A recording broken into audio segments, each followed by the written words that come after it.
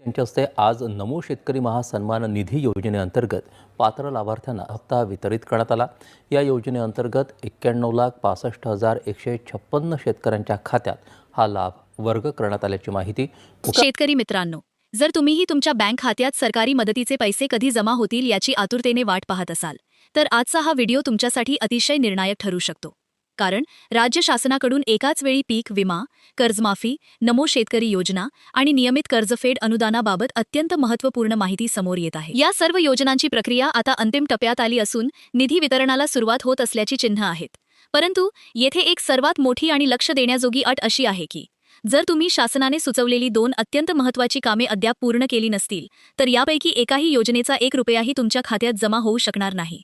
त्यामुळे तुमच्या खात्यात पैसे कधी, कसे आणि किती जमा होऊ शकतात, तसेच ती 2 अनिवार्य कामे कोणती आहेत, यामागचे संपूर्ण लॉजिक आपण आजच्या या व्हिडिओमध्ये अत्यंत सोप्या भाषेत समजून घेणार आहोत।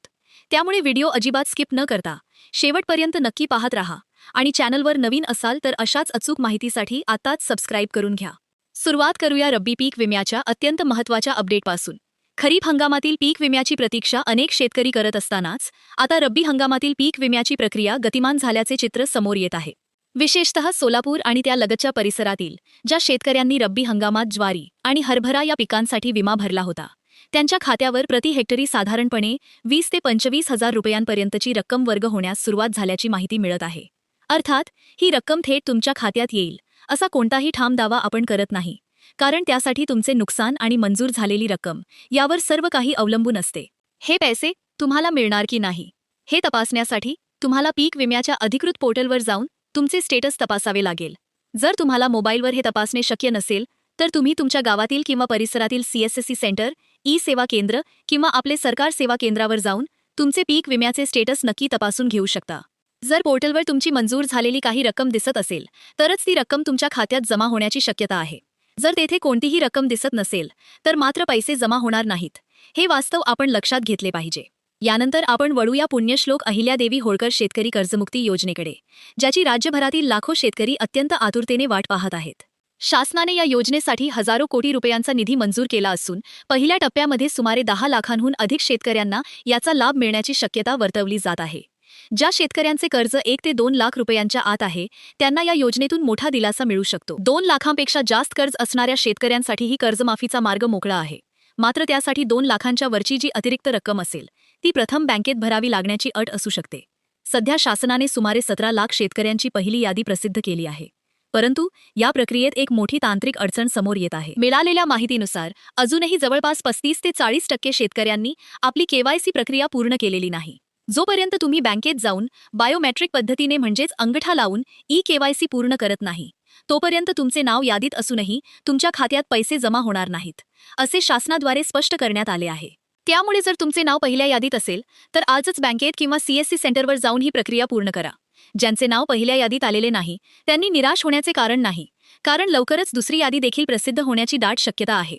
आता आपण नमो शेतकरी महासन्मान निधी योजना आणि नियमित कर्जफेड करणाऱ्या शेतकऱ्यांच्या अनुदानाबाबत सविस्तर चर्चा करूया। नमो शेतकरी योजनेच्या पुढील हप्त्याला काही तांत्रिक कारणांमुळे विलंब झाला आहे। यामुळे आता शासनाकडून 2 हप्ते एकत्र करून थेट 4,000 रुपये शेतकऱ्यांच्या खात्यात जमा केले जाण्याची दाट शक्यता निर्माण झाली आहे। मात्र याबाबत शासनाने अद्याप कोणतीही अंतिम किंवा अधिकृत घोषणा केलेली नाही, हे लक्षात घेणे गरजेचे आहे। दरम्यान सोशल मीडियावर अशा काही अफवा पसरल्या होत्या की ज्या शेतकऱ्यांना कर्जमाफीचा लाभ मिळेल, त्यांचा नमो शेतकरी योजनेचा हप्ता बंद केला जाईल। परंतु राज्याच्या सहकार मंत्र्यांनी स्पष्ट केले आहे की कर्जमाफी आणि नमो शेतकरी योजना या दोन्ही पूर्णपणे स्वतंत्र योजना आहेत। त्यामुळे कर्जमाफी मिळाली तरी नमो शेतकरी योजनेचे पैसे मिळणे सुरूच राहील। कोणत्याही पात्र शेतकऱ्याला यातून वगळले जाणार नाही। या व्यतिरिक्त जे शेतकरी आपल्या कर्जाची नियमितपणे परतफेड करत आहेत, त्यांच्यासाठी 50,000 रुपयांचे प्रोत्साहनपर अनुदान देखील DBTच्या माध्यमातून वितरित करण्याची प्रक्रिया सुरू केली जात आहे। हा नियमित कर्जफेड करणाऱ्या प्रामाणिक शेतकऱ्यांसाठी एक मोठा दिलासा मानला जात आहे।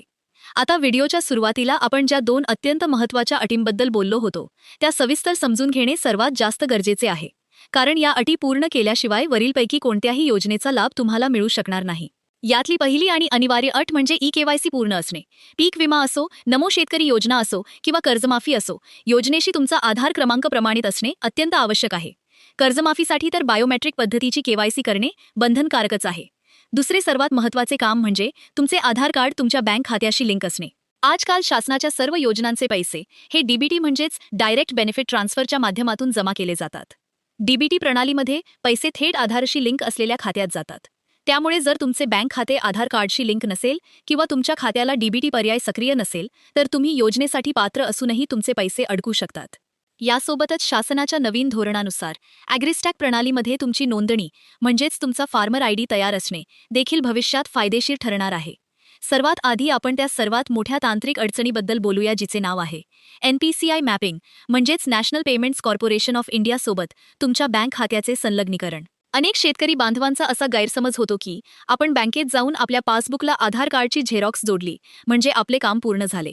पण मित्रांनो, बँकेत आधार कार्ड फक्त जमा करणे आणि डीबीटी म्हणजेच थेट लाभ हस्तांतरणासाठी आधार कार्ड NPCI प्रणालीवर मॅप करणे या दोन पूर्णपणे वेगळ्या गोष्टी आहेत.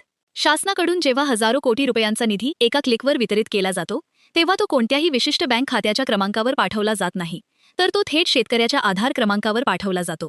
ही सिस्टीम आधार क्रमांकावरून शोध घेते की या आधार कार्डला डीबीटी स्वीकारण्यासाठी कोणते बँक खाते अधिकृतपणे जोडले गेले आहे. जर तुमचे बँक खाते केवळ आधारशी लिंक असेल पण डीबीटीसाठी NPCI सर्व्हरवर ॲक्टिव्ह नसेल तर शासनाच्या सिस्टीममधून पैसे पाठवले जाऊनही ते तुमच्या खात्यात जमा होणार नाहीत आणि ते परत शासनाकडे जमा होण्याची शक्यता असते. त्यामुळे केवळ आधार लिंक आहे यावर अवलंबून न राहता तुमच्या बँकेत जाऊन त्यांना स्पष्टपणे सांगा की मला माझ्या बँक खात्याला डीबीटी फायदे मिळवण्यासाठी NPCI मॅपिंगचा फॉर्म भरायचा आहे. फॉर्म भरून दिल्यावर बँक अधिकारी सिस्टीममध्ये तो पर्याय ऑन करतील आणि त्यानंतरच खऱ्या अर्थाने तुमचा बँक खात्याचा मार्ग शासनाच्या पैशांसाठी मोकळा होईल. दुसरी अत्यंत महत्त्वाची अडचण जी सध्या eKYC करताना राज्यभरातील अनेक शेतकऱ्यांना येत आहे ती म्हणजे बोटांचे ठसे म्हणजेच बायोमेट्रिक न जुळण्याची समस्या. विशेषतः जे वयोवृद्ध शेतकरी आहेत किंवा जे शेतकरी सतत शेतात राबून कष्टाची कामे करतात त्यांच्या हाताच्या बोटांचे ठसे झिजलेले असतात. त्यामुळे CSC सेंटरवर गेल्यावर मशीनवर अंगठा ठेवूनही सिस्टीम त्यांचे ठसे ओळखू शकत नाही आणि त्यांची KYC प्रक्रिया पूर्ण होऊ शकत नाही. अशा शेतकऱ्यांनी अजिबात घाबरून जाण्याचे किंवा निराश होण्याचे कारण नाही. यावर शासनाने अत्यंत सोपे आणि लॉजिकल पर्याय उपलब्ध करून दिले आहेत. जर तुमचा अंगठा मशीनवर मॅच होत नसेल तर तुम्ही CSC केंद्र चालकाला आयरिस स्कॅनर म्हणजेच डोळ्यांच्या बुबुळांचे स्कॅनिंग करून KYC पूर्ण करण्याची विनंती करू शकता. डोळ्यांचे स्कॅनिंग हे अत्यंत अचूक असते आणि त्यात अंगठा न जुळण्याची कोणतीही अडचण येत नाही. या व्यतिरिक्त शासनाने फेशियल ऑथेंटिकेशन म्हणजेच चेहऱ्याची ओळख पटवणारे ॲप देखील आणले आहे ज्याद्वारे देखील प्रमाणीकरण करता येऊ शकते. आणि समजा तुमचे वय कमी आहे पण तरीही अंगठा जुळत नसेल तर तुमच्या आधार कार्डला जो मोबाईल नंबर लिंक आहे त्यावर OTP मागवून देखील तुम्ही तुमची eKYC पूर्ण करू शकता. त्यामुळे कोणत्याही परिस्थितीत तांत्रिक अडचणींमुळे KYC अपूर्ण ठेवू नका. योग्य पर्यायाचा वापर करून ती लवकरात लवकर पूर्ण करून घ्या. आता आपण थोडं नमो शेतकरी योजना आणि पंतप्रधान किसान सन्मान निधी योजना यांच्या एकत्रित गणिताबद्दल चर्चा करूया. राज्याची नमो शेतकरी योजना ही केंद्राच्या PM किसान योजनेवरच पूर्णपणे आधारित आहे. म्हणजेच जे शेतकरी PM किसान योजनेसाठी पात्र आहेत केवळ त्यांनाच नमो शेतकरी योजनेचा लाभ दिला जातो.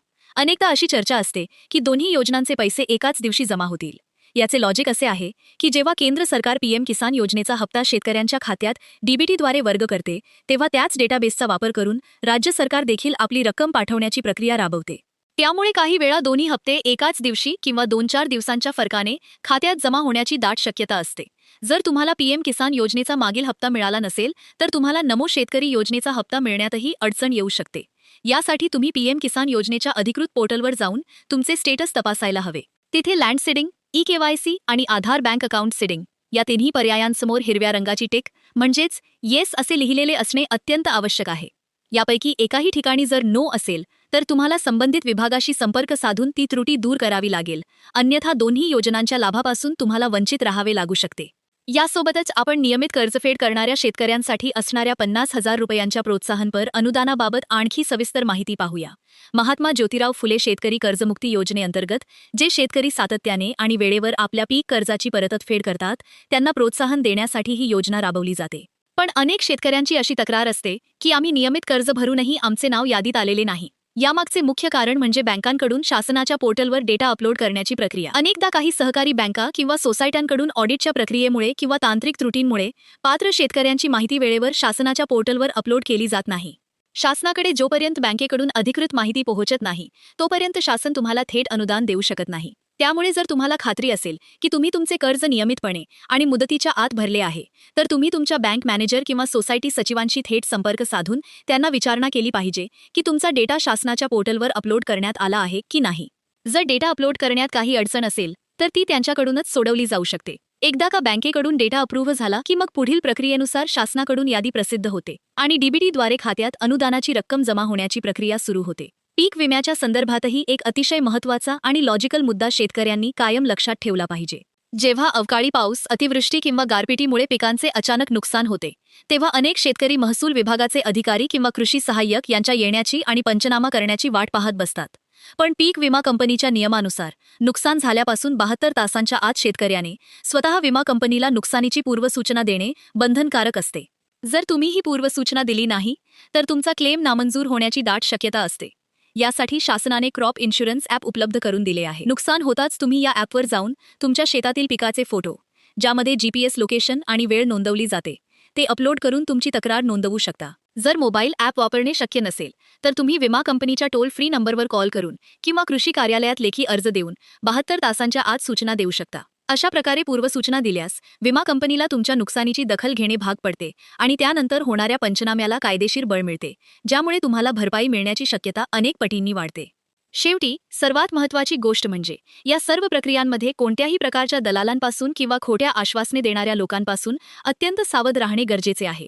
कोणत्याही सरकारी योजनेचे पैसे मिळवून देण्यासाठी शासनाची एक पारदर्शक आणि ऑनलाईन प्रणाली असते. कोणीही व्यक्ती स्वतःच्या ओळखीने किंवा पैसे घेऊन तुमच्या खात्यात अनुदान जमा करू शकत नाही. सर्व कामे ही सिस्टीमद्वारे, आधार कार्डच्या प्रमाणीकरणाद्वारे आणि डीबीटीच्या माध्यमातूनच होतात. त्यामुळे जर कोणी तुम्हाला पैसे लवकर मिळवून देण्याचे आमिष दाखवत असेल तर त्यावर अजिबात विश्वास ठेवू नका.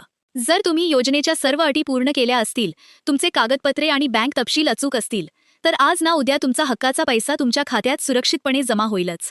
जर काही तांत्रिक अडचणींमुळे वेळ लागत असेल तर तुम्ही तहसीलदार कार्यालय, कृषी विभाग किंवा शासनाच्या अधिकृत तक्रार निवारण पोर्टलवर तुमची कायदेशीर तक्रार नोंदवू शकता. एक जागरूक शेतकरी म्हणून आपल्या अधिकारांची आणि शासनाच्या नियमांची सविस्तर माहिती असणे ही काळाची गरज आहे. ही सर्व सखोल आणि अत्यंत उपयुक्त माहिती तुम्हाला कशी वाटली हे नक्की सांगा. तुमच्या प्रश्नांची उत्तरे शोधण्याचा आम्ही सतत प्रयत्न करत राहू. अशाच प्रकारच्या खऱ्या आणि लॉजिकल माहितीसाठी नेहमी संपर्कात राहा. धन्यवाद. 1.1